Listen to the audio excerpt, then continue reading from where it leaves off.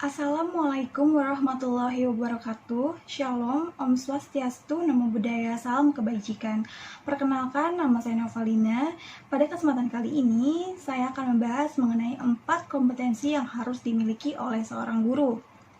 Nah, di sini Peraturan Pemerintah Republik Indonesia Nomor 19 Tahun 2005 tentang Standar Nasional Pendidikan Pasal 28 menyatakan bahwa guru yang merupakan pendidik harus memiliki kualifikasi akademik serta kompetensi sebagai agen pembelajaran pada jenjang pendidikan anak usia dini, pendidikan dasar, dan pendidikan menengah. Nah, kualifikasi akademik di sini artinya adalah bahwa guru ini harus memiliki ijazah atau sertifikat keahlian serta kompetensi. Nah, kompetensi di sini kita bisa lihat di gambar sebelah kanan bahwa kompetensi guru ada 4. Yang pertama ada kompetensi pedagogik, yang kedua ada kompetensi kepribadian, lalu ada yang ketiga kompetensi sosial, dan ada yang keempat adalah kompetensi profesional. Nah, kompetensi yang dimaksud ini adalah pengetahuan, keterampilan, dan nilai-nilai dasar yang direfleksikan dalam kebiasaan berpikir dan bertindak. Kita bahas satu persatu, yaitu dimulai dari kompetensi pedagogik.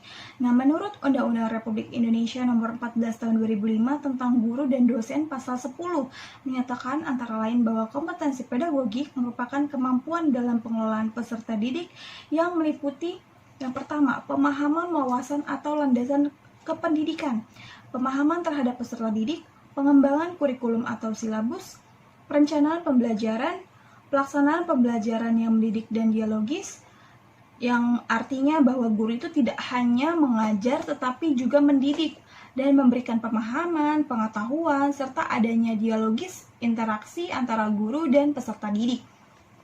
Selanjutnya, ada evaluasi hasil belajar, lalu yang terakhir ada pengembangan peserta didik untuk mengaktualisasikan berbagai potensi yang dimilikinya. Maksudnya di sini adalah bahwa guru ini berperan sebagai fasilitator, artinya seorang guru itu harus memberikan pelayanan yang penuh kepada peserta didik untuk memberikan kesempatan mengaktualisasikan diri agar potensi dan bakat yang dimiliki oleh peserta didik itu dapat tercapai.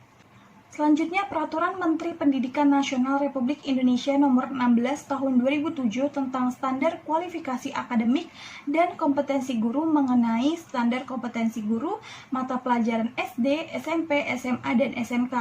Nah, kriteria kompetensi pedagogik ini meliputi yang pertama, ada mengenal karakteristik peserta didik, yang artinya bahwa hal ini berkaitan dengan aspek fisik, lalu aspek intelektual, lalu aspek sosial, emosional, lalu moral, spiritual, dan latar belakang sosial budaya. Selanjutnya ada menguasai teori belajar dan prinsip-prinsip pembelajaran yang mendidik. Artinya di sini bahwa seperti menerapkan berbagai pendekatan, strategi, metode, dan teknik pembelajaran. Selanjutnya melakukan pengembangan kurikulum. Selanjutnya lagi ada melaksanakan kegiatan pembelajaran yang mendidik. Jadi seperti yang sudah diketahui bahwa guru itu berperan sebagai fasilitator, maka dari itu guru harus memahami dan mengembangkan potensi peserta didik. Selanjutnya menjalani komunikasi dengan peserta didik, dan selanjutnya melakukan penilaian dan evaluasi. Selanjutnya adalah kompetensi kepribadian. Kompetensi kepribadian adalah kemampuan kepribadian yang mantap, berakhlak mulia, arif, dan berwibawa, serta menjadi teladan peserta didik. Kriteria kompetensi kepribadian ini meliputi bertindak sesuai dengan norma agama, hukum, sosial, dan kebudayaan nasional Indonesia.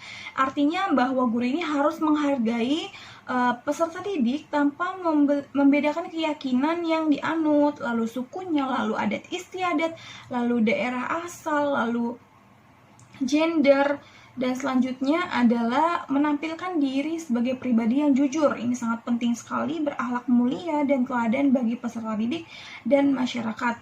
Selanjutnya menampilkan diri sebagai pribadi yang mantap, stabil, dewasa, arif, dan berwibawa. Nah, stabil di sini artinya adalah bahwa guru itu harus tahu cara berbicara seperti apa, menahan emosi, emosional, dan kepribadiannya. Nah, dewasa di sini artinya bahwa sebagai seorang guru kita tidak boleh mudah terbawa emosi dalam pembelajaran di kelas. Lalu arif di sini artinya adalah bahwa dalam menyikapi sikap peserta didik atau mungkin orang tua itu harus menyelesaikan permasalahannya dengan arif dan bijaksana. Dan berwibawa. Nah, berwibawa di sini artinya cara berbicaranya, cara bersikapnya, cara berpakaiannya itu harus diperhatikan. Nah, selanjutnya adalah menunjukkan etos kerja, tanggung jawab yang tinggi, rasa bangga menjadi dosen atau guru, dan rasa percaya diri. Nah, menunjukkan etos kerja. Etos kerja ini artinya adalah sebuah nilai yang berdasarkan pada kerja keras dan ketekunan. Selanjutnya adalah menjunjung tinggi kode etik profesi dosen atau guru.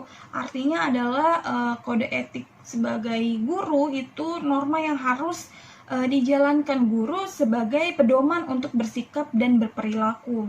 Selanjutnya adalah kompetensi sosial. Kompetensi sosial adalah kemampuan guru untuk berkomunikasi dan berinteraksi secara efektif dan efisien dengan peserta didik, sesama guru, orang tua atau wali peserta didik, dan masyarakat sekitar. Kriteria kompetensi sosial ini meliputi bertindak objektif dan tidak diskriminatif karena pertimbangan jenis kelamin, agama, ras, kondisi fisik, latar belakang keluarga, dan status sosial ekonomi.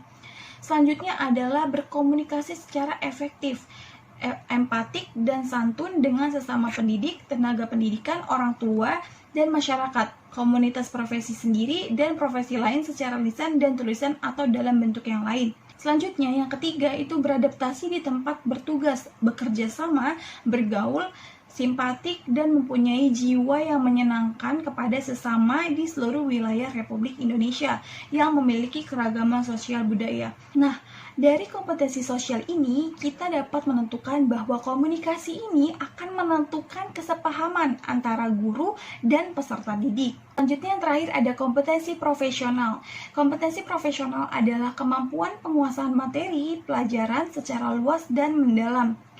Kriteria kompetensi profesional meliputi menguasai materi, struktur, konsep, dan pola pikir keilmuan yang mendukung mata pelajaran yang diampu, menguasai standar kompetensi dan kompetensi dasar mata pelajaran yang diampu, mengembangkan materi pembelajaran yang diampu secara kreatif, mengembangkan keprofesionalan secara berkelanjutan dengan melakukan tindakan yang reflektif, memanfaatkan teknologi informasi dan komunikasi untuk mengembangkan diri. Jadi, peranan guru itu sangat penting dan menentukan keberhasilan proses pembelajaran. Nah, guru ini harus dapat dipercaya dan dapat dicontoh. Oleh karena itu, seorang guru dikatakan memiliki kemampuan profesional apabila ia menguasai materi pembelajaran secara luas dan mendalam. Sekian dari presentasi saya. Berikut adalah sumber referensi yang saya cantumkan. Terima kasih.